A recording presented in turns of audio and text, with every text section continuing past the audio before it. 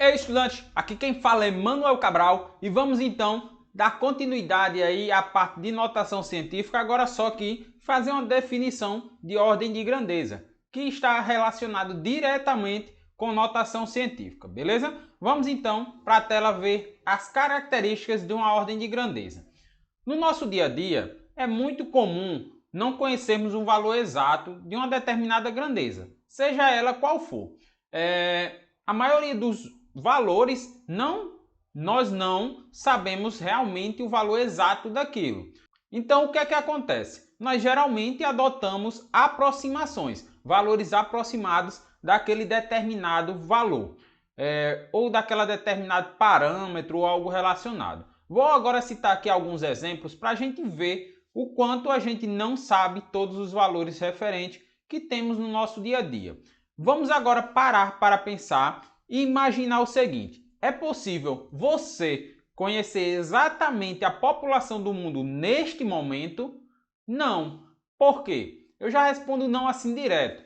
Por quê? Porque por mais que tenha estudos referentes à quantidade da população do mundo, mas só que o que é que acontece? Tanto temos pessoas que estão nascendo, como temos pessoas que estão morrendo e coisas do tipo. Então, isso é um parâmetro variável de acordo com o tempo. Então, é impossível conhecer a população do mundo neste exato momento, certo? Vamos também imaginar agora uma segunda situação. Vamos supor que seu pai, sua mãe ou até mesmo você vá fazer a construção da sua casa ou uma reforma na sua casa. Vamos imaginar que no início da construção você já tem a certeza de quanto vai gastar exatamente na obra?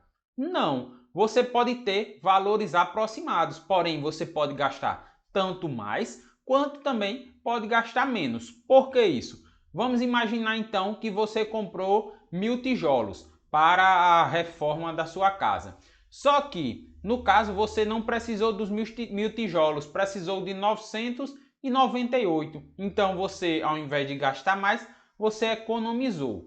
Mas vamos supor que você, ao invés de gastar os 1000 tijolos, precisou gastar 1030 tijolos. Então, já teve essa variação para mais. Emanuel, pode ser gastados 1000 tijolos e eu exatamente gastar esse valor, certo? Só que no caso tem outras coisas que você vai gastar que provavelmente vai ser utilizado, que não vai ser utilizado ou coisas do tipo. Sempre aparece alguma coisa a mais, seja nem que seja um parafuso, certo? Esses dois exemplos acima mostram que em nossa vida diária, frequentemente, é impossível conhecer o valor exato de todas as grandezas que temos ao nosso redor. Porém, é importante ter uma estimativa do seu valor. Este aqui é o principal objetivo do assunto estudado aqui sobre ordem de grandeza. Geralmente, quando geralmente fazemos exercícios de cálculos de ordem de grandeza, não interessa o valor exato daquela grandeza, certo? Esse valor exato não interessa a gente. Porém, mas sim o valor aproximado, certo? O objetivo naquele momento é ter um parâmetro, um padrão assim próximo daquilo estabelecido. Então já deu para você ter uma noção mais ou menos do que para que serve a ordem de grandeza. Para que serve isso, certo?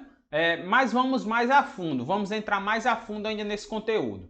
Algumas medidas, como já falado, são fáceis da gente pensar e de imaginar. Por exemplo, então, quanto vale 1 metro? Com certeza, ao você escutar a palavra 1 metro, você consegue pensar em algo que tenha 1 metro ou então bem próximo de 1 metro. Então, você consegue pensar em algo que tem 1 metro, algo próximo. Ao você ver algo assim do lado, você imagina o que tem 1 metro. Vamos pensar agora qual o espaço ocupado por uma dúzia de laranjas. Você consegue, né, imaginar a ocupação desse espaço em uma sacola ou até mesmo em uma cesta de frutas ou coisas relacionadas. Você consegue imaginar o valor assim aproximado, o tamanho, certo? Ou coisas relacionadas. Você consegue ter mais ou menos uma ideia daquilo. E um pacote de macarrão, naqueles macarrão instantâneo, lá geralmente naqueles macarrões está escrito 3 minutos, o tempo de preparo, né? você mais ou menos consegue saber que aquele macarrão vai estar pronto ali por volta de 3 minutos, certo? Todas essas ideias aqui que eu citei são fáceis de a gente pensar, imaginar, de a gente ter uma resposta para isso.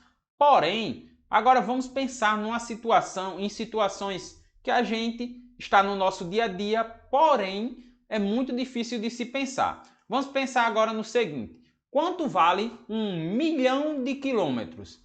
Provavelmente você não consegue pensar em algo que tenha este tamanho. Você não consegue nem imaginar essa distância, o quão longe é isso. Você não consegue pensar. Você não para pensar. Agora vamos pensar que na mesma situação, você no caso, pensando em 1 quilômetro, 5 quilômetros, 10 quilômetros, 100 quilômetros, 200 quilômetros. Todos esses parâmetros você consegue imaginar, nem que seja de um ponto a outro. Um exemplo de uma cidade a outra, certo? Você consegue imaginar essa distância de uma cidade a outra, ou de um bairro a outro, ou coisas relacionadas. Agora vamos imaginar também o universo se formou há 14 bilhões de anos atrás. Você dificilmente conseguiu imaginar isso. Você provavelmente escutou duas palavras das que eu falei: 14 e anos. Pronto. Bilhões é algo muito fora da nossa realidade.